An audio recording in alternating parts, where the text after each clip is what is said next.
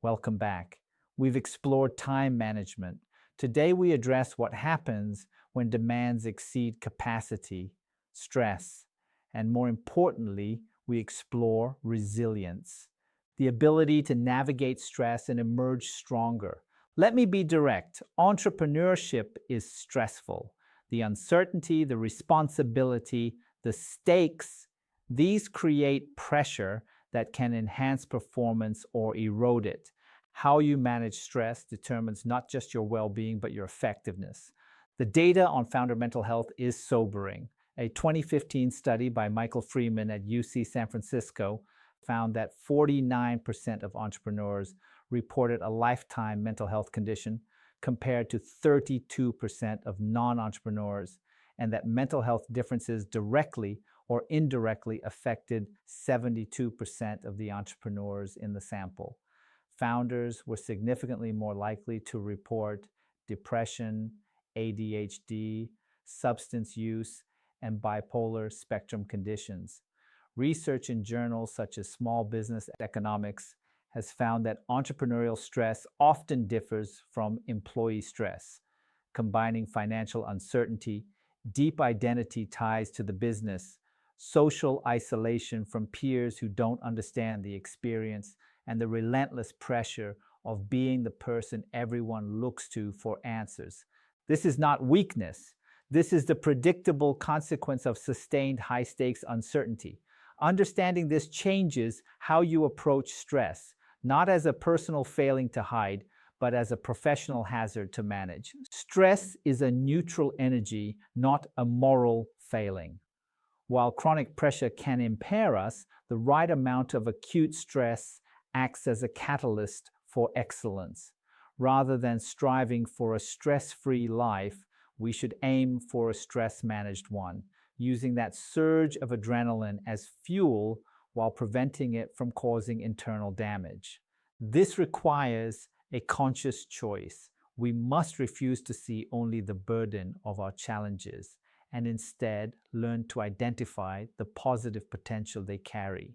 Kelly McGonigal, a health psychologist at Stanford, presents research that fundamentally reframes our relationship with stress. In her book, The Upside of Stress, she describes a study that tracked 30,000 American adults over 8 years. People who experienced high stress and believed stress was harmful had a 43% increased risk of dying, but people who experienced high stress and did not believe stress was harmful had no increased risk. In fact, they had among the lowest mortality rates in the study, even lower than people who reported relatively little stress. The implication is extraordinary. It's not stress itself that kills. It's the belief that stress is harmful combined with the stress. McGonigal's work suggests that when you reframe your stress response as your body preparing you for a challenge, your heart beating faster to send more oxygen to your brain, your cortisol sharpening your focus, the physiological profile of your stress response actually changes.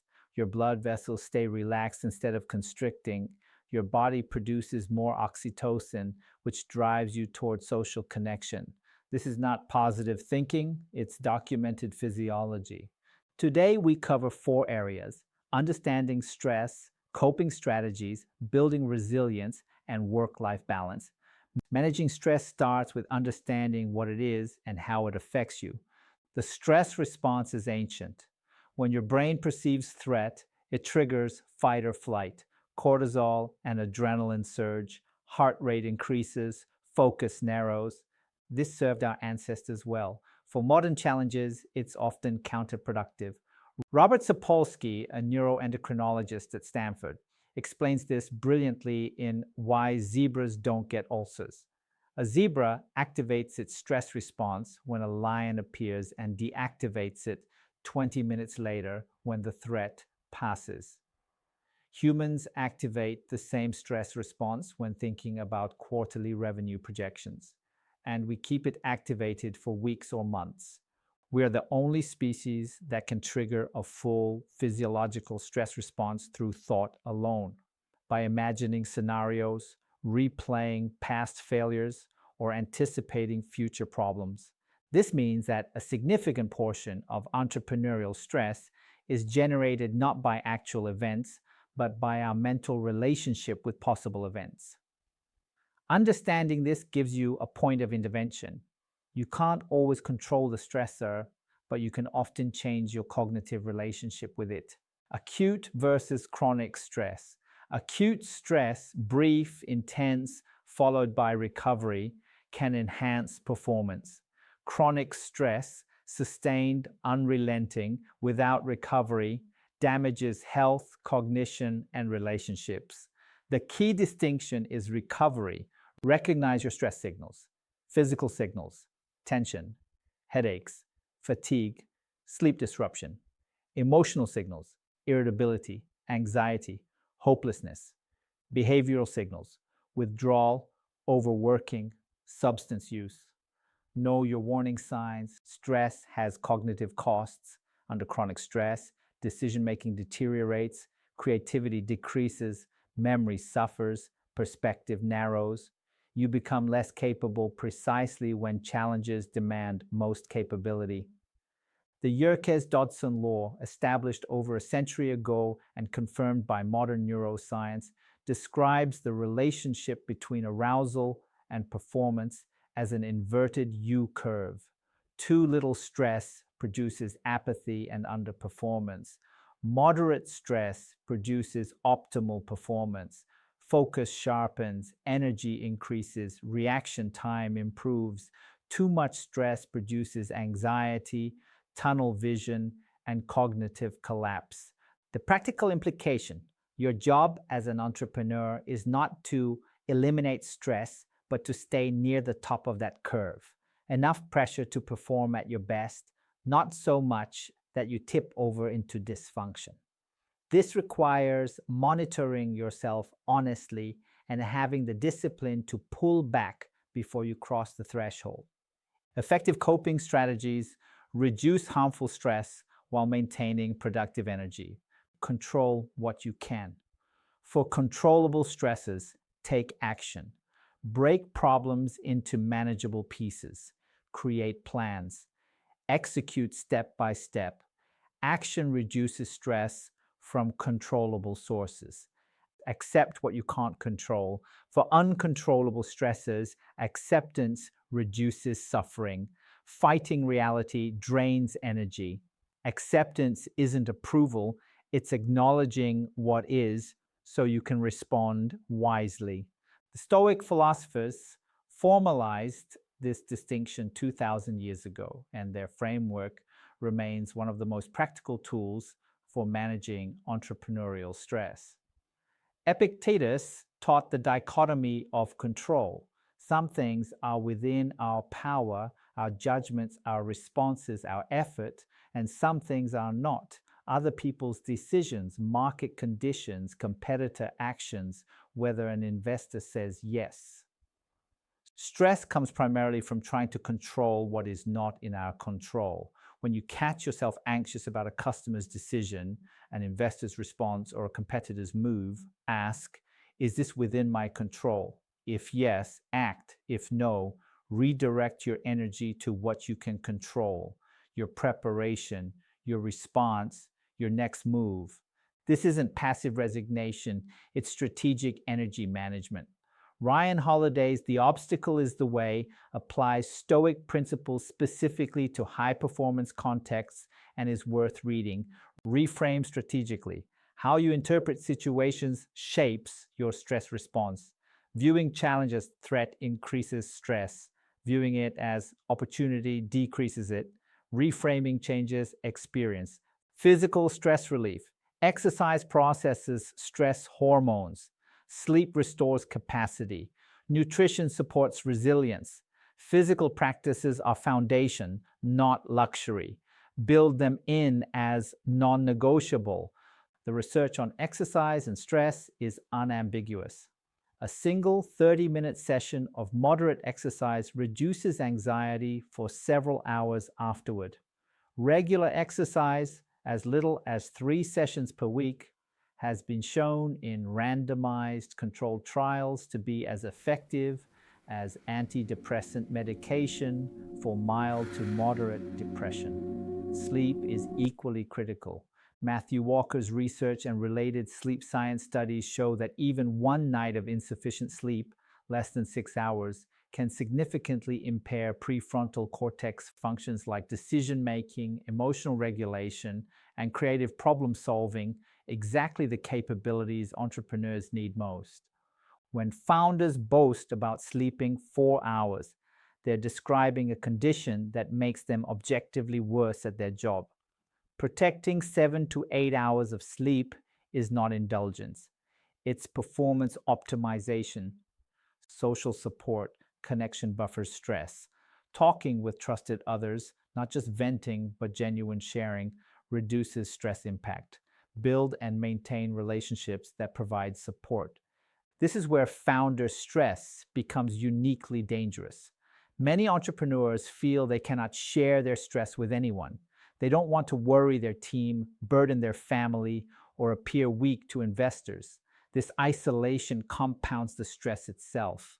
Brad Feld, a prominent venture capitalist, wrote openly about his own depression in startup life and became an advocate for founder mental health.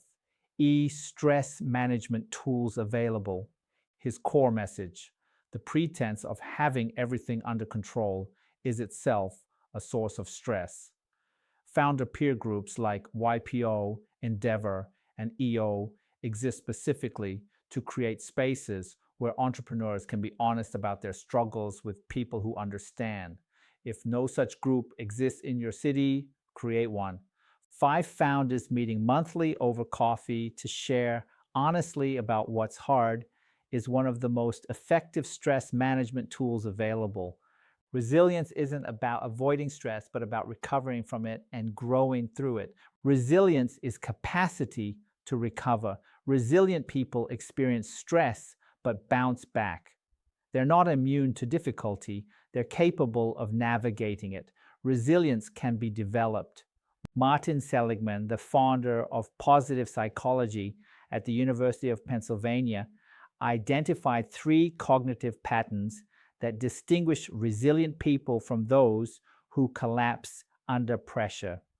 First, resilient people see adversity as temporary rather than permanent. This is a bad quarter rather than my company is doomed. Second, they see setbacks as specific rather than pervasive. This product launch failed rather than everything I do fails. Third, they see failure as external or changeable rather than a fixed personal deficiency. The market timing was wrong rather than I'm not cut out for this. These aren't about denying reality or avoiding accountability. They're about maintaining accurate perspective.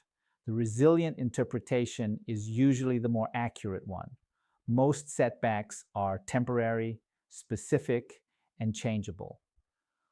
Growth mindset supports resilience.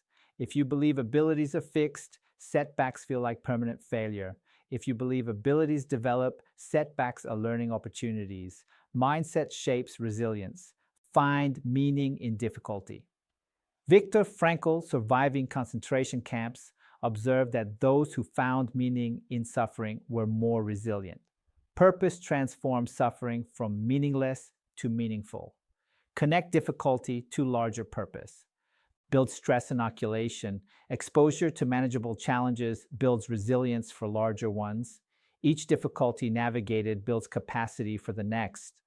Don't avoid all stress. Build tolerance through graduated exposure. Self-compassion supports resilience. Harsh self-criticism after failure impedes recovery. Self-compassion, treating yourself as you'd treat a friend, enables faster bounce back. Be kind to yourself in difficulty. Kristin Neff's research at the University of Texas has demonstrated that self-compassion is not self-indulgence, a concern many driven entrepreneurs have. In fact, self-compassionate people are more likely to take personal responsibility for mistakes, more motivated to improve after failure, and more willing to try difficult things. Why? Because when failure doesn't trigger a cascade of self-punishment, you're more willing to take risks and more able to learn from what went wrong. The practice is straightforward.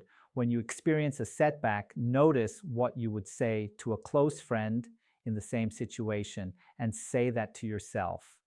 If you would tell a friend, "This is hard, but you'll figure it out," don't tell yourself, "You're an idiot for letting this happen." Sustainable high performance requires balance between work and other life dimensions. Balance is personal. What constitutes balance varies by person, life stage, and circumstance. There's no universal right answer. Define what balance means for you. I actually prefer the term work-life integration to work-life balance because balance implies a zero-sum trade-off. More of one means less of the other. Integration means designing a life where work and personal priorities reinforce each other rather than competing. Jeff Bezos has spoken about this distinction. He argues that if you're happy at work, you bring energy home. If you're happy at home, you bring energy to work. They're not separate accounts you withdraw from. They're a single energy system. For entrepreneurs especially, the boundaries between work and life are naturally blurred. Your startup is personal. Your personal growth serves your startup. Rather than drawing rigid lines, design your days so that work and personal priorities can coexist productively. Protect non-work priorities: family, health, relationships, rest. These aren't obstacles to success. They're foundations for it. Protect them deliberately, or work will crowd them out by default. Set boundaries and hold them. Decide what boundaries serve your balance and enforce them. I don't check email after 8 p.m. Weekends are family time. Boundaries without enforcement are wishes. Recovery is essential for performance. High performance isn't grinding without pause. It's cycles of intense effort and genuine recovery. Athletes understand this. Knowledge workers often don't. Build recovery cycles. For Kazakhstan entrepreneurs, stress management carries specific cultural considerations. The pressure to succeed can be intensified by family expectations and the collectivist dimension of Kazakh culture. Your success or failure reflects on your extended family and community, adding a layer of stress that individualist culture entrepreneurs may not experience.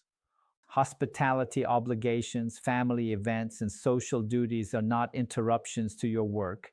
In Kazakh culture, they are part of the social infrastructure that supports you. The entrepreneur who skips every family gathering and every community obligation to grind on their startup is not just burning out personally. They're eroding the relational network that Central Asian business success depends on. The healthiest approach: integrate these obligations as part of your support system rather than resenting them as distractions. Leadership isn't about firefighting. It's about building structures where everyone can thrive. When we cease to learn and engage actively, leadership fades into mere crisis management. Chronic stress often signals that we've slipped from proactive leadership into reactive firefighting. If you find yourself constantly stressed, ask whether the system needs redesign, not just more coping. In the AG era, AI can serve as a practical stress management tool in ways that might surprise you. Use AI to handle tasks that create disproportionate stress relative to their importance: drafting difficult emails, creating financial projections, preparing meeting agendas. Every task you delegate to AI frees cognitive capacity for the high judgment work that only you can do. Use AI as a thinking partner when you're spiraling. Describe your situation and ask AI to help you distinguish between what you can control and what you cannot. Use AI to create contingency plans for the scenarios that keep you awake at night. Often, the act of planning for the worst case reduces the anxiety of imagining it. But recognize AI as limits here. AI cannot replace the human connection that buffers stress. A conversation with a trusted mentor, a peer group meeting, or an honest talk with your co-founder provides something that no technology can replicate. Here is your practice for this week. Conduct a stress audit. Take 30 minutes and write down every source of stress you're currently experiencing. Then sort them into 3 categories: things I can act on this week, things I can influence but not control, and things completely outside my control. For the first category, choose one item and take action on it today. For the second, identify one specific action that maximizes your influence. For the third, practice letting go. Write down what you would say to a friend who was stressed about this same thing and say it to yourself. This simple sorting exercise often reveals that the majority of your stress comes from a small number of sources, many of which are more actionable than they feel in the moment. Resources to deepen your learning. The Upside of Stress by Kelly McGonigal reframes stress productively. Option B by Sheryl Sandberg and Adam Grant addresses resilience after adversity. Why Zebras Don't Get Ulcers by Robert Sapolsky explains stress physiology. For this module, you will practice inquiry-based learning through the SMILE platform. Your assessment has 3 parts that develop your critical thinking and collaborative skills around stress management and resilience. Part 1, post 3 questions. Create and post 3 critical thinking and creative questions related to stress management and resilience. Your questions should explore when stress helps versus harms performance, how to build organizational resilience beyond individual coping, or how AI might change what we find stressful. Part 2, evaluate 3 peer questions. Review and evaluate 3 questions posted by your peers. Rate them based on practical applicability for entrepreneurs under pressure, insight into the psychology of stress and resilience, consideration of different contexts and personalities, and potential to generate meaningful discussion about thriving under pressure. Part 3, comment on 3 peer questions. Select 3 peer questions and contribute substantive comments. Share experiences with stress that helped versus hurt your performance. Explore how different cultures approach work-life balance, or analyze what distinguishes people who grow through difficulty from those who are diminished by it. Your comments should advance the collective understanding of stress and resilience. Sample questions to guide your thinking. Question 1. The module suggests that chronic stress often signals we've slipped from proactive leadership into reactive firefighting. But in fast-moving startup environments, constant firefighting may feel unavoidable. How can founders distinguish between stress that's inherent to their situation versus stress that signals systemic problems they should address? Question 2. If resilience requires experiencing and recovering from stress, and overprotection prevents resilience development, how should leaders think about shielding their teams from stress versus exposing them to growth-building challenges? Question 3. The advice to accept what you can't control sounds wise, but entrepreneurs often succeed by refusing to accept limitations others take for granted. How do you distinguish between acceptance that reduces suffering and acceptance that limits ambition? Stress is physics, not weakness. Systems under load experience strain. Managing stress isn't about being tough enough to ignore it. It's about being wise enough to manage it. Build the practices that enable sustainable high performance. You can't eliminate stress, but you can navigate it wisely.